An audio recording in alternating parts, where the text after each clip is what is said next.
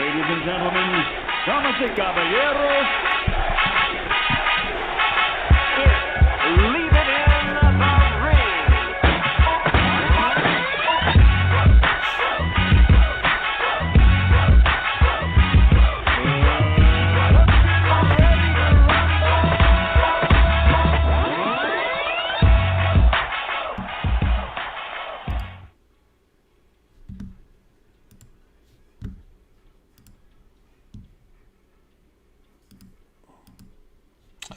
Well, welcome back, everybody, to a special edition of Leaving Ring Radio. I'm your host, Dave Duenas, and joining me in a short bit will be Keith Idec from Boxingscene. Oh, I see my haters already here. Thumb me down.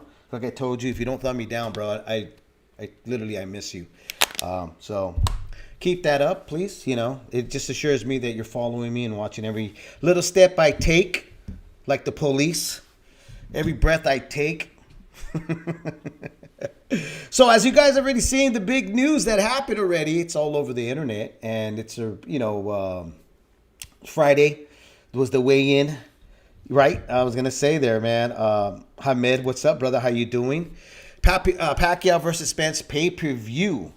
It's been announced. I believe it's for. I posted it up, guys. Remind me what day it is and stuff, you know. And D, what's going on, brother? Thanks for joining me, man. And what's up, Dave? Can't wait for tomorrow. I can't wait for it too, guys. I really, really can't, man. Hey, be sure to thumb up the like button. We have a lot of stuff here to unhand wrap here on Leave the Ring. Forgive me, man. I'm still trying to get my bearings back together. Just got off of work, rushing over here, and did speak to Keith in a short bit. He was getting some things situated for the Pacquiao and Spence Jr. bout pay-per-view, and he's over there right now in Las Vegas. Witnessing the weigh-in, I'm really pumped up about this fight. I know there's a lot of talks that there's not enough coverage. A friend of Leaving the Ring, Christina in the Ring, is out there as well. 408 Dave, the Shoeshine Boxing, the host of Shoeshine Boxing, he's out there, watching. I mean, he's not going to the fight, but he's in Las Vegas and he was at the weigh-in. G-Funk, ¿qué pasó, bro? How you doing, man? He's in the physical therapy. Everybody wish him well, because he is at the physical therapy. He's getting old. We want to make sure that his hip stays well. Let me bring in Keith here. Okay, so let me got to bring in Keith here. Let's bring him on. You got to see my ugly mug really quick. All right. And let's see. There he is. What's up, brother? What's going on? How you doing, David? Good, man. Let me adjust you in here really quick. So we got you in here. So major news there with Pacquiao, bro.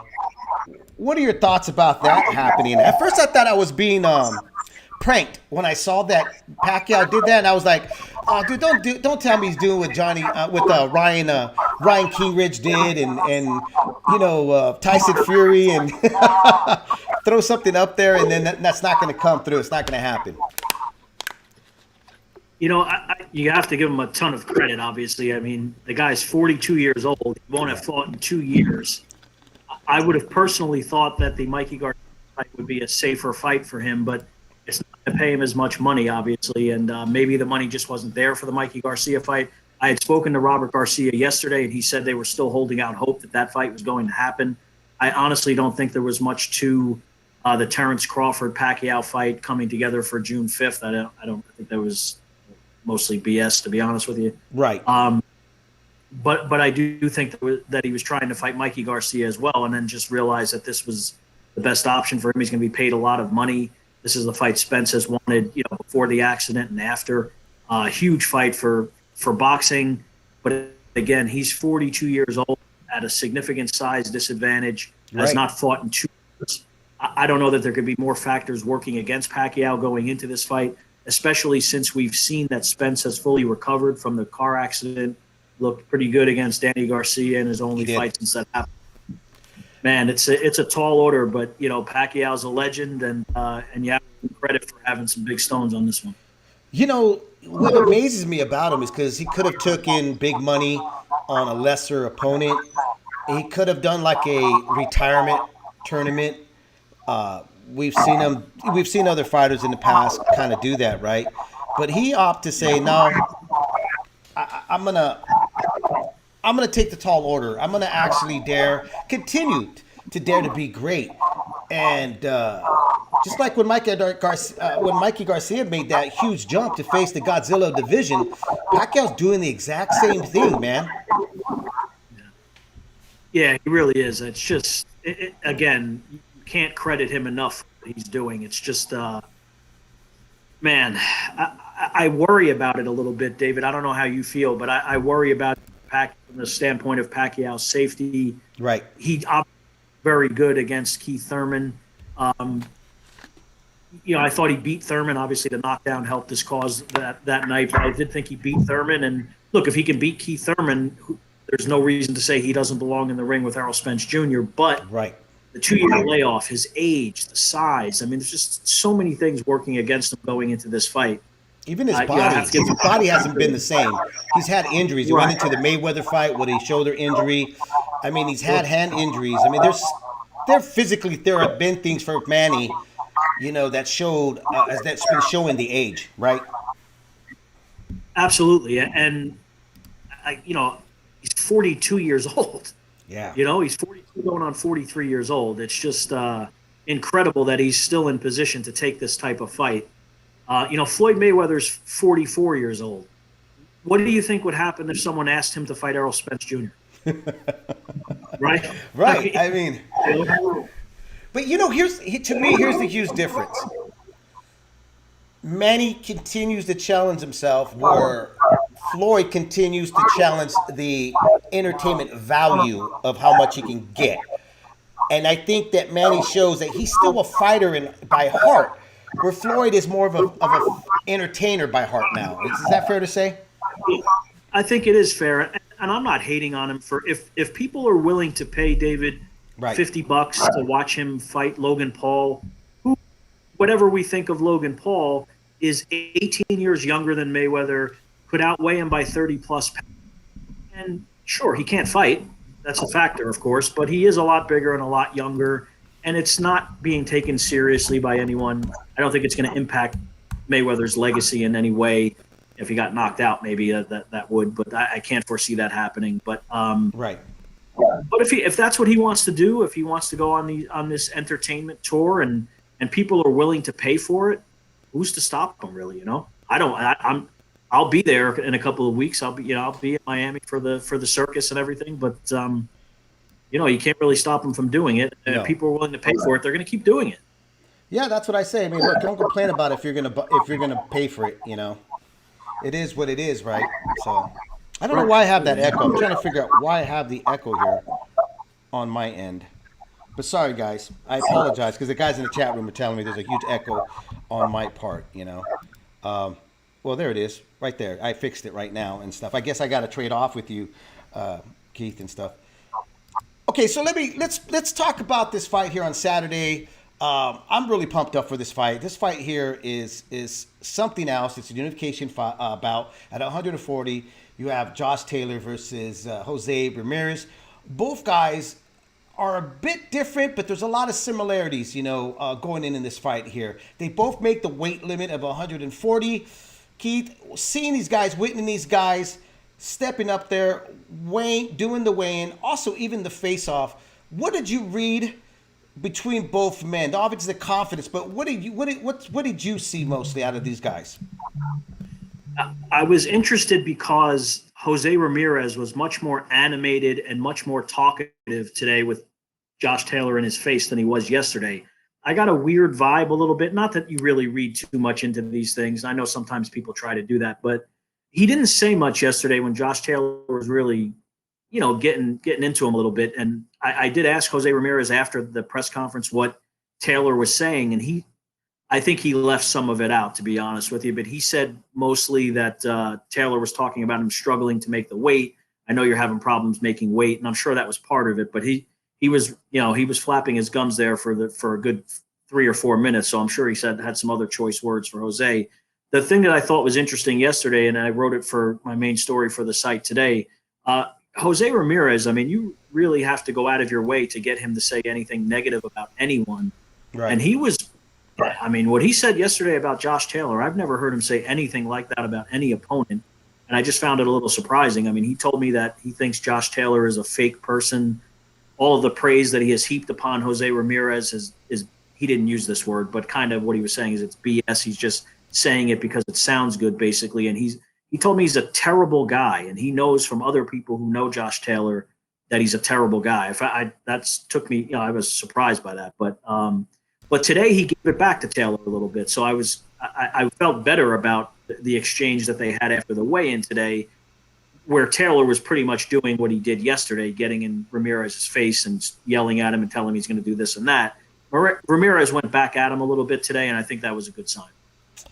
I wonder if it has anything to do with the fact between Jose Ramirez's manager, Rick, and Taylor. And I saw that you were there in the mix. I'll post a picture really quick of you being there. Let me see. I know I got it here somewhere. Right here. Hold on. How come I can't see it that well? Oh, there it is. Right there, Keith.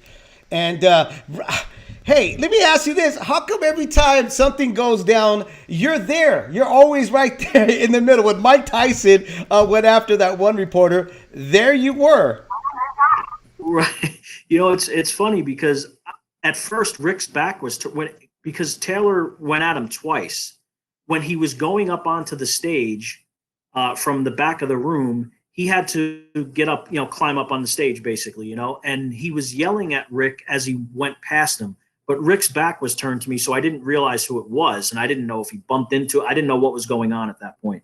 Then after the thing happened with Ramirez, after the press conference, and they were chirping at each other, then he came down again, and he really got in Marigian's face, and he was yelling at, like he was pissed. Like he was much more angry at Rick Marigian than he was at Jose Ramirez, which I was like, oh man.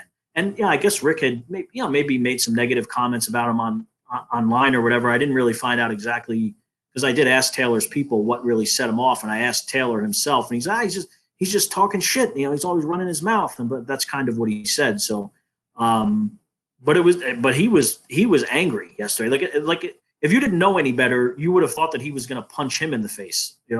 Not that would do anyone any good, but it did look that way. Yeah, I've seen Rick in the past go at certain fighters, and Progress that comes to mind right away, trying to create that buzz for his fighters who he manages. I give it to Rick. I knew Rick, when he was barely kind of coming into the game. He really hustled his way to get here, and you know what? Some managers use different tactics. It's not the first. Social media is kind of showing how some managers operate to get a fight for their fighters, but this is not the first in history of seeing a manager voice their opinion to opponents to get them to sign a contract, right?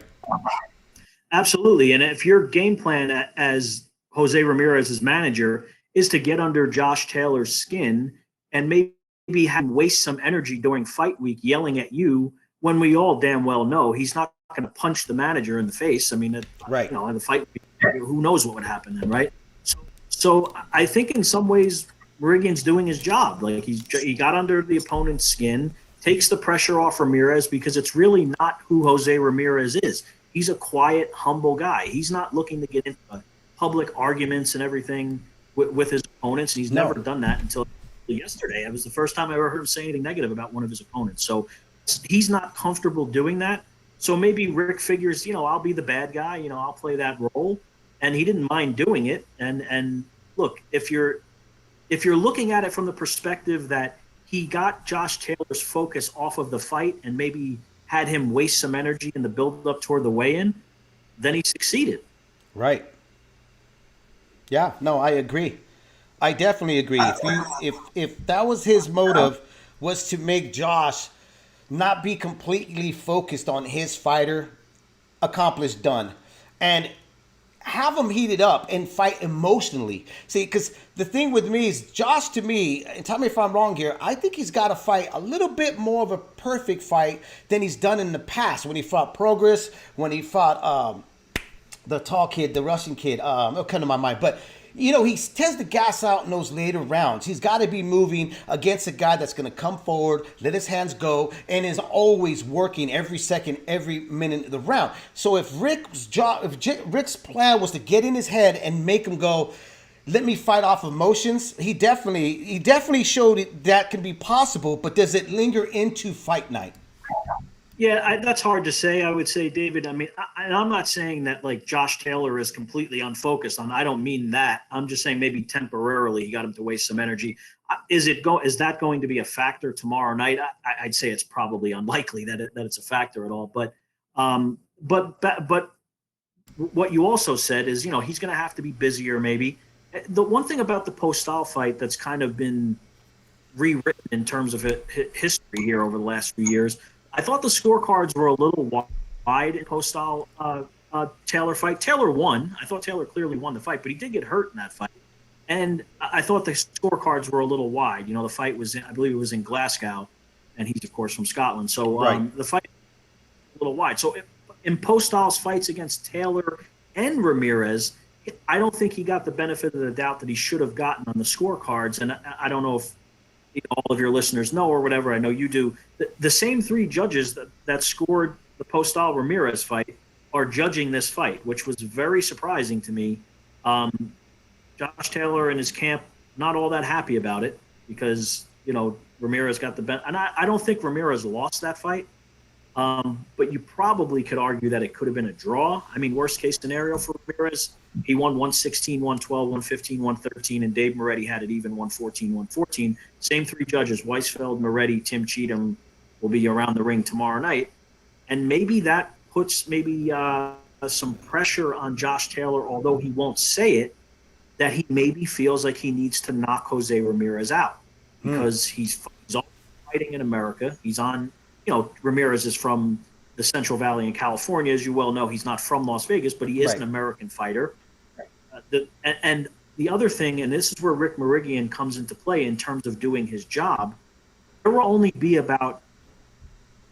between 1,000 and 1,100 fans in what's already a pretty small venue tomorrow night.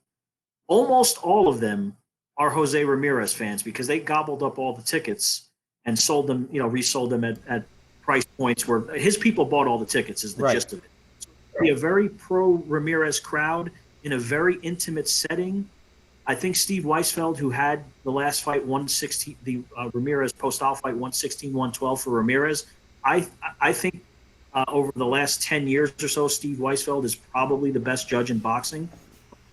He got that one right. I think that fight was closer than 116, 112 for Ramirez. So my point is, even the best judges in boxing, the most consistent, experienced judges, can be influenced by a fan base, especially in an intimate setting where they're going to be pretty much on top of the ring. That could influence the sport. And if you're Josh Taylor, look at all the things that are kind of stacked against you going into the biggest fight of your career. That might make him fight with a little more sense of urgency than he otherwise would. And that concerns me. And you know what? Fresno, California, that's where Jose Ramirez is from, which is about 7 hours away from Las Vegas. That's how long of a drive. Not that far of a drive. I actually drove, because I live next to Fresno. So I drove out to Las Vegas just a couple of weeks at the beginning of May. That concerns me with Taylor because, like I said, stamina-wise, it kind of shows he gasses out in those late rounds. I'm picturing this. Taylor probably wins those early rounds the way he posted the wall in those early rounds against Ramirez. But it's going to be up to Taylor of knowing when to pick to attack, when to pick to back off, when to rest. Because I'm thinking, and what I'm assuming is what the Garcia camp, what Robert's thinking of doing is pick up that pace in that mid round. Let's test. Let's see how much air is in those tires. Let's see if we can flatten it. And as we know, Ramirez is by far one of the best body shot attackers in the business right now. Yeah, and his stamina is, whereas you're saying Taylor's stamina might become an issue later in the fight, it is not going to be an issue for Jose Ramirez because he comes in shape. Now, the last fight, I will say this, the Postal fight, Postal had to do the same thing. They both trained for the fight 3 separate times, 2 full training camps, 1 half camp, but they did train 3 times for the fight. Ramirez told me last week on the phone, I think it was when he told me that he was mentally and physically exhausted by the time he got to the fight. Now, the same thing could have applied to Postal because he had to do the same thing. In fact, he even went to China. He took what turned out to be an unnecessary trip to China, and then the fight literally got postponed the day after he got there, and then he had to get back on a plane, and they had to take some crazy route to get because the pandemic was just starting, and they had to take this crazy route to get back to the LA where he was living and training. So he had to go through the same thing, but that maybe impacted Ramirez's performance in the last fight, whereas that won't be the case this time. And he's one of the best conditioned fighters in the sport. I mean, he probably overdoes it to some degree, and he's still young. He's 28, but his conditioning is going to be there in the championship rounds. And if that's an issue for Taylor, he's going to have a problem in the, maybe 10, 11, 12. He thinks he can get Ramirez out of there before that, but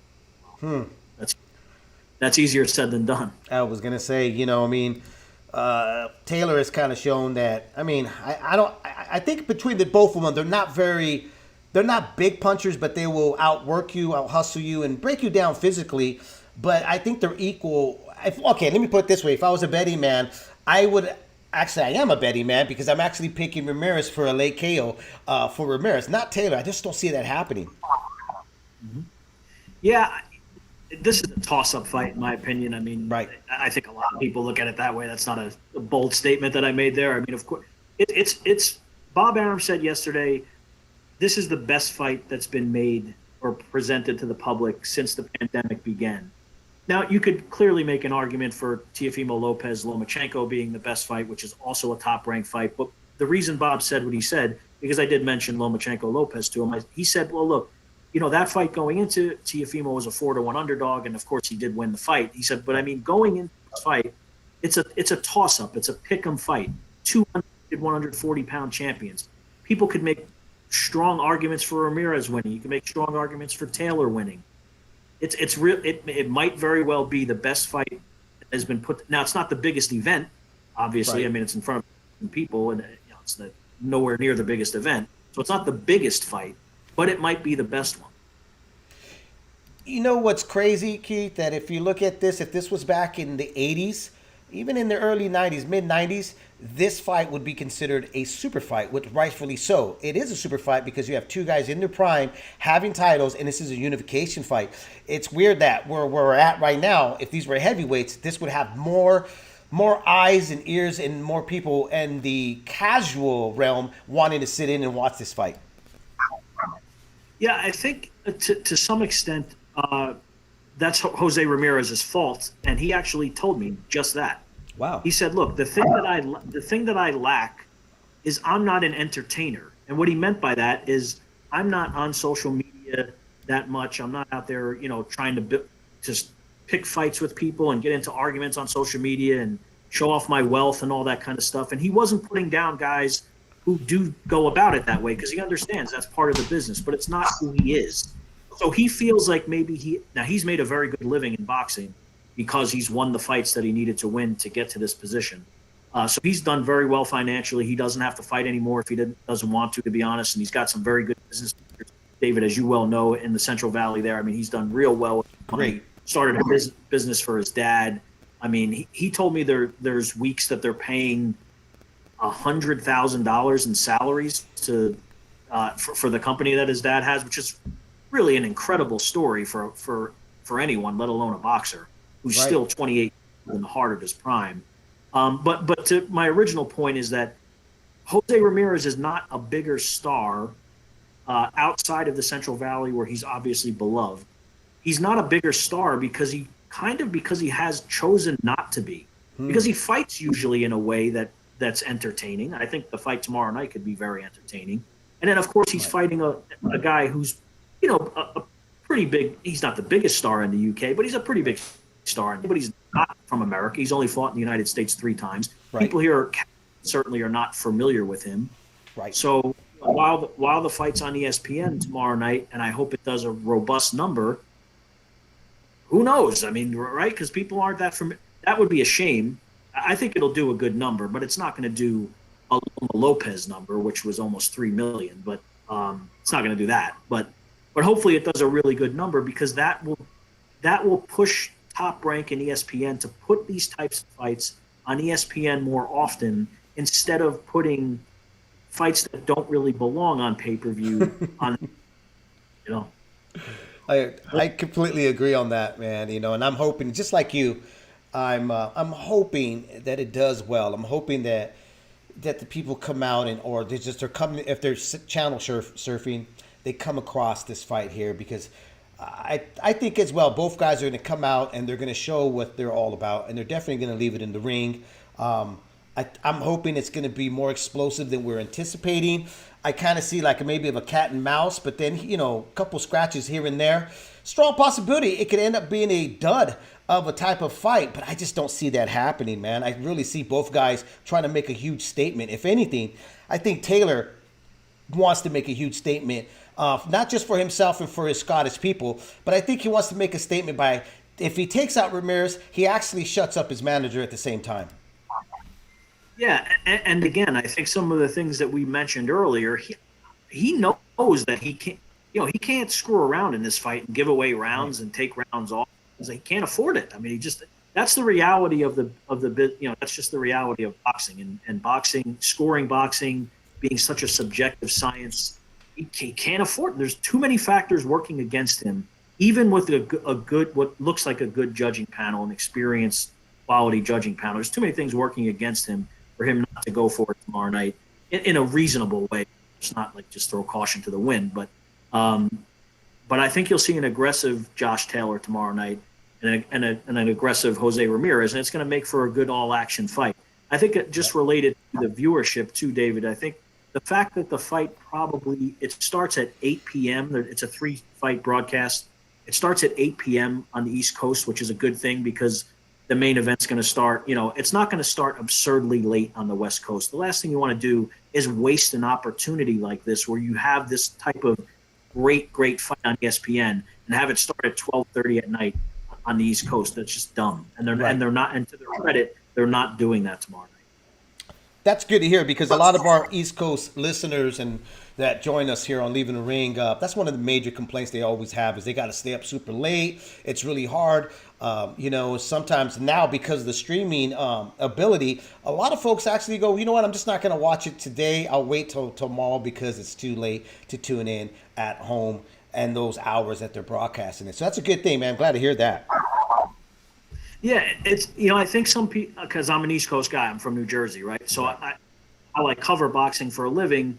You do realize it's pretty late, and people do complain about it. There are not as it is, there are not nearly enough boxing fans, as we well know, and the ones that they do have on the East Coast, they sort of alienate by starting the fight so much later. I think West Coast fans actually have it pretty good, and I'm sure they're appreciative of it. The main event might be over at 9, 10, sometimes 10 o'clock. That's not unreasonably late to stay up and watch something, because if you're 25 years old, you don't care. If you're 60, and of course, boxing's demographics are older people, right?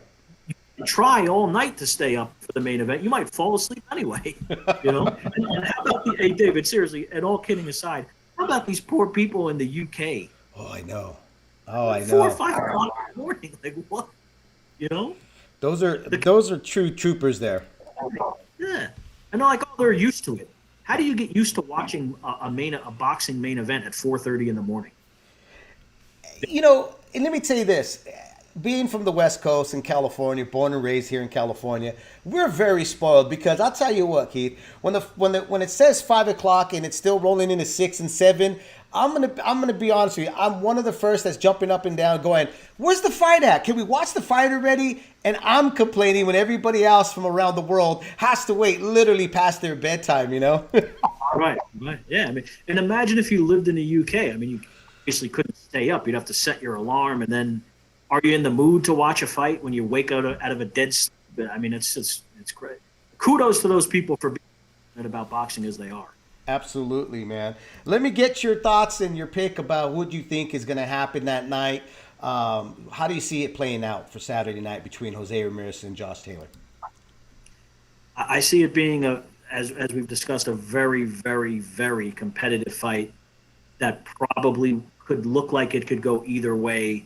And I think Jose Ramirez will win a close decision. I wouldn't be surprised if it were a split decision, a majority decision, and there being some controversy, of course, and maybe they fight again. Who knows? But that's what I see happening. I think I think Jose Ramirez will win a close decision tomorrow night, and one that will be viewed maybe as a controversial decision. Well, there you go, folks, here from Boxingscene Keith Idec. Thanks for joining me, brother. I know you got to get back. Got a lot of stuff to cover there in Las Vegas. Have a great time. Be safe, man. And then we'll talk soon. Yeah, my pleasure, David. Thanks for having me, man. I'll talk to you soon, okay? All right, brother. Thank you. Well, there you go, man. Keith Idec there with me on Leaving the Ring. Always great to talk to that guy. I love having Keith on and stuff and talking boxing with him. Three thumbs down. Oh, man, I wonder who those guys could be. Anyways, all right, man, let me give you my breakdown, my predictions here on Leaving the Ring of what I think and what I'm kind of seeing happen between Josh Taylor and Jose Ramirez, okay? Here's my thing. Honestly, I was leaning with Josh Taylor in the beginning. I'm not going to lie. I was looking at some of the things that he does in his movement. You gotta honestly say he's the better boxer out of the two. But talking to a few folks and just going back and forth, man, I normally talk about 4 to 5 different guys that I talk on a regular basis with boxing. And you get on there and you start talking to them about strategies and what you think one guy's going to do and the other guy's going to do, right? So I started thinking, look, what I like about Ramirez is his volume punching. What I think about Ramirez is him coming forward, coming at you, and he's nonstop. He's nonstop coming at you, right? What I've been seeing about Josh Taylor is the fact that he gasses out in those late rounds. He doesn't tend to know how to pace himself accordingly. And he's going to really have to do that. Pace himself and know when to step on the gas and when to let it off, okay? I do see him winning these early rounds. I really do. And everybody's going to bring up the whole Postal thing and, Ramirez was, having a lot of issues with Postal, but so was Taylor. Taylor had a lot of issues with him too. And Postal rocked him and hurt him. Where I didn't see a whole lot there with Ramirez. Ramirez shows he's got a good chin. Ramirez shows that he can go through the fire to get the punches that he's trying to invest to break down his opponent. Those things, I think, are going to contribute a lot when it comes to those later rounds, okay? Those things, in my opinion, are going to help out, Jose Ramirez when it comes down the stretch, Oh, no, Shushan is great show, bro. And I think that the fact that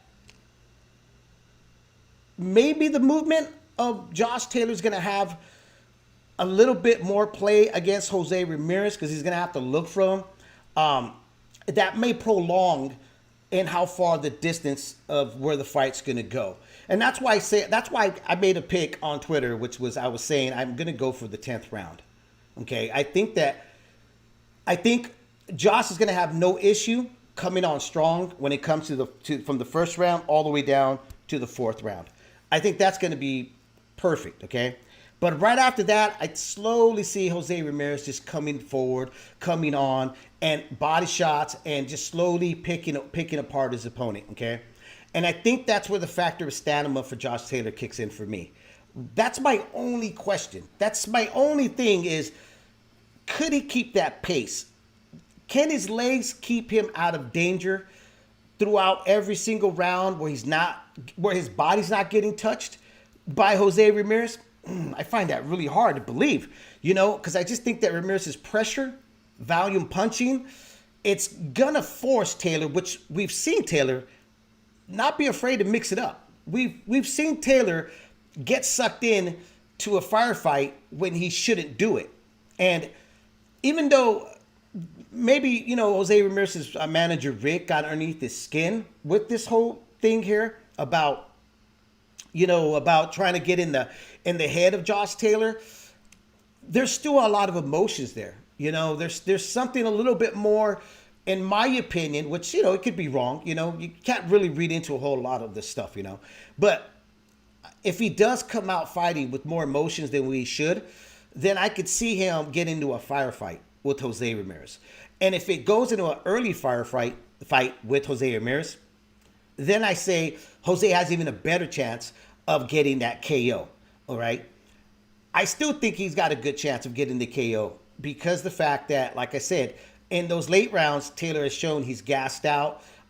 He slows down a bit and he can get hurt. He's shown he's get hurt in the later rounds. And if Postal, who is a good puncher, you know, not a power puncher, was able to hurt Josh Taylor the way he did, what's to say that Jose Ramirez couldn't do that? And the one thing about Jose Ramirez, what I like about him, is once he gets his guy hurt, he hurts them. He jumps all over them, you know? So that's it right there. I'm going to go for Jose Ramirez for round number 10. And let's see, man. Let's see how it goes on Saturday night. And I'm hoping it's going to be a great fight. I'm anticipating a great fight between the two and stuff like that, you know? Anyways, guys, I'll catch you guys Monday. I'll be back Monday. Talk boxing here on Leaving the Ring. I always appreciate my haters. I know I got a whole new now, bunch of them, acting like a bunch of panochas. All right, guys. You guys take care.